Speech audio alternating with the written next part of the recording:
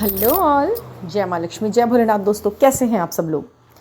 आज के इस वीडियो में हम बात करेंगे एक प्यारी सी स्वीट सी स्टोरी जो कि बिल्कुल सच तथ्यों पर आधारित है।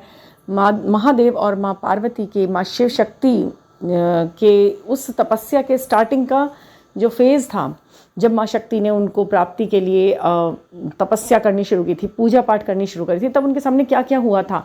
शायद ये कहानी आपको आपके इस समय, ये जो टाइम पीरियड चल रहा है ना, शिफ्टिंग का, एनर्जी का, पर्जिंग का, मर्जिंग का, इमोशनल इम्बैलेंसमेंट का और हार जाने का, बहुत सारी डिवाइन फेमिनेंस, बहुत सारी, एक दो नहीं बहुत सारी डिवाइन फेमिनेंस की ये शिकायत हो रही है कि मैम हमें तो ऐसा लगता है 10 साल हो गए हमें तो इस तरीके के दंश और परेशानियों को झेलते हुए, हमें नहीं लगता कि हम किसी तरीके की किसी जर्नी में हैं। और हो सकता है कि ये जर्नी हो, लेकिन हम इसके लायक हैं, हमें नहीं लगता। हम बहुत सहन कर चुके, बहुत ज़्यादा टेंशन, ट्रॉमास, परेशानियों से हम गुजर रहे हैं और एक टस से मस, एक इंच किसी तरीके की कोई भी होप 3D में नहीं दिख रही। उनका कहना ये है कि हम पिछले कई सालों से अलग अलग लोगों से पूछते हैं, यूट्यूब्स पे पूछते हैं, वीडियोस सुन रहे हैं, अलग अलग लोगों से सेशन ले रहे हैं और ये कर रहे हैं, वो कर रहे हैं, बट हुआ तो कुछ नहीं है। हमने इतना पैसा, इतना टाइम, इतनी एनर्जी, इतनी हमने सब कुछ वेस्ट कर दी, अपनी लाइफ के बहुत ज़्यादा सुंदर खूबसूरत पल इस जर्नी के नाम पर हमने बेकार कर दिए कि हमें अभी तक कुछ हासिल तो हुआ नहीं है। तो ऐसा लगता है कि जैसे इस जर्नी में हम हैं नहीं। इस जर्नी पे से विश्वास उठ जाता है। वो तो कई तो ये बोलते हैं कि हमें लगता ही नहीं है कि ऐसा कोई कॉन्सेप्ट भी है। अगर आप डिग रहे हो इस बात को सोच करके, तो मैं आपको बताती हूँ कि क्या है। इस स्टोरी से शायद आपको थोड़ा सा एक रिलीफ, एक रिलैक्स, एक कहते हैं मोटिवेशन मिले। थोड़ा सा आगे को बढ़ेंगे। आप गिर रहे हैं तो संभल, देखिए आप कर क्या सकते हैं। जो सिचुएशन इस समय फ़िलहाल में चल रही है, उस सिचुएशन में आप कर क्या सकते हैं। करना सिर्फ एक ही चीज़ के ऊपर है। होना तो बहुत जगहों से होता है, बट करना क्या है। आपको करना सिर्फ एक ही चीज़ है और आप कर भी उसी एक चीज़ पर सकते हैं। जोर वहीं तो चलाएंगे ना जहाँ चल सकता है, और वो है आपका अपने खुद के ऊपर। खुद ही तो हम परेशान हैं, और परेशान हैं अपने मानसिक तनाव और ये 3D में होने वाली फेल्योर्स को देख देख कर हो रहे हैं परेशान हम, ठीक है ना। तो उसको कैसे निकलना है, उस चीज़ से कैसे अपने आप को संभालते हुए अपने सारे कामों को करना है, और 3D में रहते हुए 5D से कनेक्शन रखते हुए सारे सुखों को कैसे अनुभव करना है। जिस तरह की लाइफ हम जीना चाहते हैं, हम सोचते हैं ठीक है, आप कहीं ना कहीं ये मान चुके हैं कि चलिए ये जब साइन सिंबल्स मिलते हैं, ईश्वर का पूरा बड़ा संदेश मिलता है, बड़े बड़े हमें संकेत मिलते हैं, हमें हमारा मैनिफेस्टेशन हमारी बहुत ज़्यादा पावरफुल हो गई है। इस जर्नी में आने के बाद बहुत कुछ नए नए चेंजेस तो आ गए हैं, तो यानी कि कहीं ना कहीं कुछ ना कुछ तो है। बट पता नहीं ये प्यार हमें उस तरीके से नहीं मिल रहा है, क्या है, क्यों भगवान हमारा साथ नहीं दे रहे हैं। तो ये बहुत सारे सवाल उठ गए। अब इन सवालों का जवाब मैं बताती हूँ आपको। क्या इस स्टोरी से अगर आप कुछ निकाल सके तो देखना, ये आपके लिए बहुत ज़्यादा हेल्प करेगी। छोटी सी स्टोरी है, सुनिएगा बड़े ध्यान से। जब आपको मालूम था कि जब शिव शंकर भोलेनाथ को देखकर जब पार्वती ने मन ही मन ये सोचा था कि मुझे तो इन्हीं से शादी करनी, मुझे तो यही वर्ण बनाना अपना, मुझे इनसे शादी करनी, मेरा जन्म इसीलिए हुआ है, तो वहाँ पर आपका पहला क्वेश्चन सॉल्व होता है कि पहले कौन ये जाना कि भाई मैं इनको ही चाहती हूँ, यही मेरे वर हैं, ठीक है। यानी कि फेमिनिन, यानी कि पार्वती, यानी कि माँ शक्ति, देवी माँ को ये मालूम चला कि मैं हूँ, जैसे कि फेमिनाइन्स को पता चलता है ना। यहाँ पर एक सवाल हल हुआ आपका। दूसरा आप क्वेश्चन आता है कि प्रयास किसे करने हैं, उन्हें क्यों नहीं पता लगा। जो आपका दूसरा पार्ट है, काउंटर पार्ट है आपके, जिन्हें आप डीएम बोल रहे हैं, उनको क्यों नहीं पता लगा। अगर मुझे लगा तो क्या महादेव, आपने देखा भी होगा अभी कभी अपने फिल्म्स में या सीरियल्स में भी देखा होगा कि क्या शिव शंकर भोलेनाथ को पता था या नहीं था ना। अंदर उनको पता था ये कौन है क्या है, बट जब पहली बार उन्होंने देखा था, ये उन्होंने खुद बोला है अपने मुंह से कि जब मैंने पहली बार इन्हें देखा था, मैं समझ गया था कि ये वही है जो मेरा प्रेम है और युगों युगों तक ये है। तो उन्होंने ये कहा था कि ये, लेकिन ये उन्हीं बुराइयों को लेकर के अभी भी आ गई है जो बुराइयां पहले सती के रूप में इनके अंदर थी। मुझे इनकी कदम कदम पर लास्ट तक परीक्षा लेनी ही होगी। उन्होंने ये बात नारायण भगवान के सामने नारद मुनि से बोली है कि मुझे इनकी परीक्षा तो लेनी होगी। अब हुआ क्या कि उन्होंने जब उन्हें पहली बार देख लिया, उन्होंने अपनी बहनों से बोला कि मुझे तो यही मेरा वर है, तो उनकी बहनों ने भी बहुत मजाक उड़ाया, पसंद नहीं किया, और कि ये क्या है, ये तो ऐसे हैं, ये तो अघोरी हैं, ये तो कपड़े कैसे पहने हैं, ये कैसा पति मतलब चुन रही हो अपने लिए, ये सब है। तो उन्होंने कहा नहीं, ये जैसा भी है मेरे को तो सबसे अच्छा लग रहा है, ये तुम इसका रूप नहीं देख पा रहे। तो वहाँ पर आपको दूसरा जवाब मिलता है अपना कि आपका डीएम, आपका काउंटर पार्ट, चाहे वो कैसा भी है, दुनिया को वो कैसा भी लग रहा है, आपको वो बड़ा ही अच्छा लग रहा है, आपको उसके अंदर वो वाली सारी क्वालिटीज़ दिखाई दे रही हैं जो वाकई में उसके अंदर हैं, अंदर की क्वालिटी आपकी आंखें देख पा रही हैं। दूसरा क्वेश्चन यहाँ हल हुआ। ये धीरे धीरे इन्हीं से ये सिम्टम और लक्षण बने हैं ना, इन्हीं चीज़ों से। तीसरा क्वेश्चन आपके दिमाग में उठता है कि भाई वो अलग अलग हुए, उन्होंने नहीं पहचाना, ठीक है वो चले गए, अब वो यहाँ पर आकर सारा दिन उन्हीं के विषय में सोच रही हैं, रो रही हैं, तड़प रही हैं, खाना नहीं खा रही हैं और दूसरों से बात नहीं कर रही हैं, सारे कनेक्शन काट दिए हैं। महल में रहते रहते भी अपनी बहनों से, अपनी सखियों से, अपने डेली डे के कामों में उनको एक ही प्रतिमा, एक ही मूर्त सिर्फ शिव शंकर भोलेनाथ की दिखाई देती है। तो इसका क्या है मतलब? इसका मतलब इतना ही है कि जैसे आप 3D में होते हुए भी सब कनेक्शन काट चुके, मगर अभी क्या है, उनको जो उन्होंने किया, जो उन्होंने महसूस किया, उसके लिए वो प्रयासरत हुई, मगर उन्हें मालूम था कि जब उनके कहीं ना कहीं सोल को पता था कि अगर मुझे इस यूनियन के पीछे भागना है तो उसके बाद मुझे बहुत कुछ और करना है, जो कि उन्होंने किया भी है। ठीक है, आपको लेकिन ये मालूम है कि आप कितना टाइम लेकर आए हैं इस दुनिया में, ज़्यादा से ज़्यादा क्या है, एक ह्यूमन बीइंग की एज कितनी होनी चाहिए, होगी ज़्यादा से ज़्यादा इस वक्त देखा जाए तो 60-70 ईयर्स ही, तो बहुत ज़्यादा वाली बात बोल रही हूँ मैं, ये 70 ईयर्स ही मानी जा रही है। 70-75 बहुत बड़े बुजुर्ग हैं हमारे पुराने, जिन्होंने कुछ खान पीन इस तरीके के थे, जो अभी हैं 85-80 से ऊपर जी रहे हैं।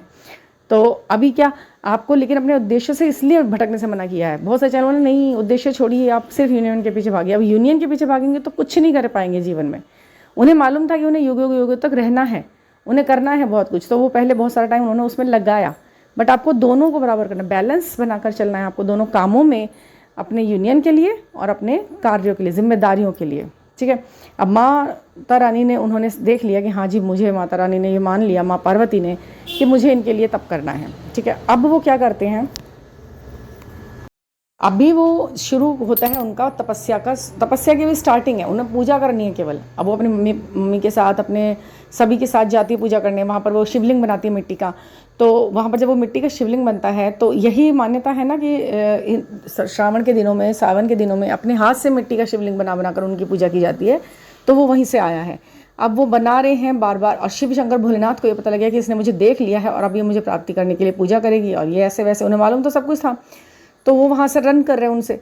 अभी क्या वो बना रही है, वो बार बार उनका मिट्टी का जो शिवलिंग है वो बार बार वो खंडित कर देते हैं, बनाते बनाते ही तोड़ रहे हैं उनको, वो मिट्टी की तरह से बह जाता है। ये सारी चीज़ें नारद मुनि तो अपने आंखों से वहाँ पर बैठकर देख ही रहे हैं, साथ ही साथ नारायण भगवान और सारे ईश्वर भगवान, माँ लक्ष्मी और ब्रह्मा, सब देख रहे हैं ऊपर से कि ये बार बार बना रही हैं। और शिव शंकर भोलेनाथ वहाँ बिल्कुल अड़े ही खड़े हैं कि तुम करके दिखाओ मुझे ये पूजा, मतलब अपने ऊपर वो बोल रहे हैं, अपने कैलाश पर्वत से देख रहे हैं जब ये सब, कि ये तो बार बार बनाई जा रही है, मेरी वो बनाई जा रही है, मूर्ति नहीं, वो शिवलिंग बना रही है, तो कि बार बार बना रही है, मुझे प्राप्ति के लिए कर रही है ये सब, मुझे ये करने ही नहीं देना इसको। कह रहे तुम कितना भी बना लो, मैं तुम्हें प्राप्ति नहीं होने दूंगा। अगर कोई छोटे मोटे हौसले लेकर बैठेगा तो वो तो उठ ही जाएगा ना। ये टेस्ट एंड ट्रिगर्स और नेगेटिव इम्पैक्ट्स जो आपको महसूस होते हैं, जिसे आप ब्लैक मैजिक की तरह से सोच लेते हैं कि भाई देखो मैं कुछ करने चलती हूँ ना तो वो डिस्ट्रॉय हो जाता है। माँ लक्ष्मी ने नहीं, वो माँ पार्वती ने ऐसा नहीं सोचा कि कोई ब्लैक मैजिक है या कोई गलत हवाएं हैं जो मेरा ये डिस्ट्रॉय कर रही हैं बार बार। आप देखना महादेव के सीरियल में जब वो बनाने के लिए चलती हैं बार बार उनके शिवलिंग को, किस तरह से परीक्षा किस तरह ले रहे हैं। वो 10 बार 20 बार उन्होंने बनाने की कोशिश करी, वो सब हर बार टूट रहा है, हर बार टूट रहा है। अब आप और हम जैसे लोग तो इतनी देर में सोच लेंगे ना कि भाई चाहे भगवान शायद चाह ही नहीं रहे हैं, वो हट जाएगा, हम हट जाएंगे वहाँ से। बट नो, वो नहीं हटी वहाँ से, उन्होंने बार बार बनाया, बार बार उसे समेट रही है, बार बार। अंततः उन्हें रोना आया, क्योंकि वो एक फेमिनिन है, उन्हें रोना आया। उन्होंने कहा कि ये बन क्यों नहीं रही है प्रतिमा, ये जो शिवलिंग है मुझसे बन क्यों नहीं, मैं पूजा क्यों नहीं कर पा रही हूँ। बाकी जो लोग उनके साथ आए थे वो सभी चले गए, बट वो बैठी बैठी वहाँ पे पूजा करने के लिए उस शिवलिंग को बनाने की कोशिश ही करती जा रही थी। तब पार्वती के बहुत सारे प्रयासों के बाद भी जब वो शिवलिंग बनकर तैयार नहीं हो पाया था, नहीं हो रहा था, बार बार डिस्ट्रॉय हो रहा था, बार बार डिस्ट्रॉय हो रहा था, तो ही वो थोड़ा रोने लगी, उनको रोना आ गया। ये देखकर सबको तो दुख हो रहा था, नारद मुनि भी वहाँ खड़े थे, उन्हें भी दुख हो रहा था, लेकिन वो उनका हौसला बढ़ाए जा रहे थे। और सबसे पहले क्या हुआ था, शमशान की जो धूल मिट्टी होती है वहाँ की, वो उड़कर उनके उस पर आ गई थी, तो वो बहुत बड़ा अपशगुन उन्हें लगा, उनकी माता को भी लगा, पार्वती की माँ को, कि ये तो बहुत गलत हो गया भाई, ये तो अच्छा शगुन नहीं है, आप भगवान की पूजा नहीं करना चाह रहे, शायद भगवान जी चाह नहीं रहे कि तुम करो। तो वो नहीं हिली किसी भी अपशगुन और शगुन से। ब्लैक मैजिक आप लोग इतनी देर में ये हम लोग लगाते हैं अंदाज़ा कि क्या कुछ ऐसा है, तो देखिए ना, आप भगवान ही परीक्षा ले रहे उनकी इस तरीके से बार बार करके। उसका जो असर हुआ वो ये हुआ कि वो रोई, उन्हें परेशानी हुई, उनके आंसू उस मिट्टी पर गिर रहे थे जो जिससे वो बनाना चाह रही थी। अब यहाँ पर क्या होता है, उन्होंने तो नहीं किया, शिव भोलेनाथ, शिव शंकर भोलेनाथ चाहते तो 1 सेकंड में सब कुछ ठीक ठाक कर सकते थे ना, बट नहीं किया उन्होंने।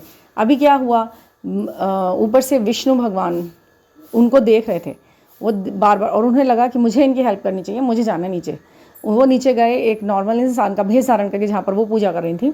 उन्होंने उनसे पूछा कि भाई मुझे प्यास लगी है ये, तो उन्होंने अपना जल लेकर वो आई कि लो जल पी लो। तो उन्होंने बोला नहीं, पहले तो मुझे अपना कोई रिश्ता बनाओ, भाई बनाओ, और भाई कहाँ है तो मुझे जो है राखी बांधो, मतलब कुछ धागा बांधो प्रेम का, जो भाई बहन के संबंध का होता है। तो उन्होंने कहा उसकी क्या ज़रूरत है। उन्होंने फिर भी ज़बरदस्ती उनसे यही कहा कि तुम मुझे धागा बांधो, तो तब उन्होंने बांधा। उसके बाद उन्होंने उनका जल ग्रहण किया, ठीक है। उसके बाद जब वो इस तरह हो गया, उन्होंने बोला कि तुम शायद शिवलिंग बनाना चाह रही हो बहन। तो उन्होंने कहा हाँ मैं शिवलिंग बनाना चाह रही हूँ, लेकिन बनने वाला कि मैं खुद बना लूँगी। उन्होंने फिर भी यही बोला। फिर विष्णु भगवान जी ने, जो साधारण रूप में थे, नारद मुनि तो पहचान गए थे उनको कि ये वही है, बट उन्होंने फिर अपने आप मिट्टी को समेटा, बनाया शिवलिंग उन्होंने बड़ा सुंदर। फिर शिव शंकर भोलेनाथ वहाँ से सोचते हैं ये तुमने क्या कर दिया, तुम्हारा बनाया हुआ मैं कैसे अब वो करूँ। वो बन गया, अब उनकी पूजा पाठ शुरू हो गई। तो आप ये देखिए ना, कितनी अड़चनों के बाद तो वो पूजा पाठ करने लगे। क्या उनके दिल में कितना लगा होगा कि काश ये शिवलिंग मेरे से बन जाता, मैं करती। पर सब चीज़ें आसान नहीं होती। आपके लिए इस जर्नी में आते ही, जैसे ही रियम को देखा, तभी से ही टेस्ट एंड ट्रिगर्स का सिलसिला शुरू हो गया। फिर आपने क्या क्या देखा है, वही सब पार्वती ने देखा। ये डिस्ट्रॉय होते हुए बार बार देखा, बार बार गिरना, संभलना, दूसरा ही कोई रूप आकर उनकी हेल्प कर रहा है, विष्णु भगवान के रूप में उनके भाई बनकर। तभी से ये परंपरा भी है कि श्रावण का जो महीना है वो शिव पार्वती के नाम से तो जाना ही जाएगा। उनके प्रेम की अमर गाथा तो इसमें है ही है शामिल। साथ ही साथ भाई बहन के सच्चे प्रेम की भी ये निशानी बनेगा। जैसा उन्होंने उनके बांधा ना धागा, तो वो उसी तरह सावन की ही स्टार्टिंग थी। आप देखेंगे तो आपको मालूम चल जाएगा कि हाँ ये चीज़ें कैसे एक दूसरे से कनेक्ट हैं, ठीक है। तो वो उन्होंने हेल्प करी थी, इसीलिए वो धागा बांधा था। तो वही राखी का त्यौहार भी है, उसको इस तरह से हम लोग मनाते हैं। अभी जो उनकी पूजा पाठ चल रही है, जहाँ से उनको बार बार टेस्ट ट्रिगर्स मिल रहे हैं, बार बार उनको बार बार रोका जा रहा है। आपको भी पता होगा कितना शारीरिक रूप से प्रॉब्लम, आप कहते हैं ना, यहाँ बॉडी पेन, वहाँ बॉडी पेन, ये वो, तो वो तो बैठी है, आत्मा तपस्या पर बैठी है। समझ रहे हैं आप। जब आत्मा रूपी चीज़ अब एक तपस्या में है, तो पैरों में दर्द होना, क्योंकि वो एक मोशन में बैठी थी ना माँ पार्वती, तो वो चीज़ें आपको फील होती हैं। इन दिनों में आपको बहुत ज़्यादा बॉडी पेन हो रहा है, हाँ बॉडी पेन भी हो रहा है, लेग्स में प्रॉब्लम हो रही है, कमर में प्रॉब्लम हो रही है, दर्द हो रहा है, सिर भारी हो रहा है, ये सब हो रहा है, मन नहीं लग रहा है, बार बार विश्वास उठ रहा है। तो ये सभी चीज़ें इन्हीं दिनों में भी हुई हैं, वहाँ पर भी हुई हैं, पार्वती के साथ भी हुई हैं। तो ये कोई नई चीज़ नहीं है। अगर आपके साथ हो रहा है तो आप समझ लीजिए कि आप सही पाथ पर तो हैं, बिल्कुल सही पाथ पर हैं। और एट लास्ट आपको, अगर आपका मन सच्चा है, आपकी भक्ति और आपका प्रेम सच्चा है, तो आपको वो 3D में देखने के लिए ज़रूर मिलेगा। अब वो 3D में देखने के लिए कब मिलेगा, इस ही शरीर में मिलेगा, या आपने जो अब सारे कर्मास रिलीज़ कर दिए अगले उसमें देखने के लिए मिलेगा, ये आपके कर्मा पर डिपेंड है। इसकी होप बांध कर ही काम मत करिए, काम करिए सिर्फ अपनी आत्मा की असेंडिंग को करने के लिए और अपनी आत्मा को खुश रखने के लिए, उस व्यक्ति से जोड़ने के लिए जिससे आप सच्चा प्रीति मानती हैं अपना। ऐसे ही किसी भी व्यक्ति को शिव मानकर, किसी भी व्यक्ति को अपना हाफ पार्ट मानकर उसके पीछे भागने से अच्छा है पहले सारे के सारे डाउट्स तो क्लियर कर लीजिए, डॉट्स तो मिला लीजिए, क्या ये सही में वो है या कुछ और है, ठीक है। मैं बार बार यही कहती हूँ, जिस भी रिलेशन में आप अभी हैं वो सच में आपका वही है जो आपको लग रहा है या कुछ और है, इसको आप क्लियर करें, अपने मन की आंखों से देखें, कुछ देखें, उसका समझेंगे। आपकी आत्मा ही खुद बताती है आपको। नहीं होता है तो आप पर्सनल गाइडेंस लेके, कुछ आपको समझ में आएगा, पर्सनल गाइडेंस लीजिए, जहाँ से भी आपको लगता है, जो भी आपको ऐसा लगता है कि भाई ये जेन्युइन है, ये ऑथेंटिक बात करके आपको समझाएगा कि क्या है क्या नहीं है, ठीक है ना। यदि मुझसे आपको पर्सनल गाइडेंस लेनी है तो 9410671874 पर आप मुझसे कनेक्ट कर सकते हैं और अपनी प्रॉब्लम मेरे साथ डिस्कस कर सकते हैं, ठीक है ना। तो thank you for listening and happy Sawan सबको।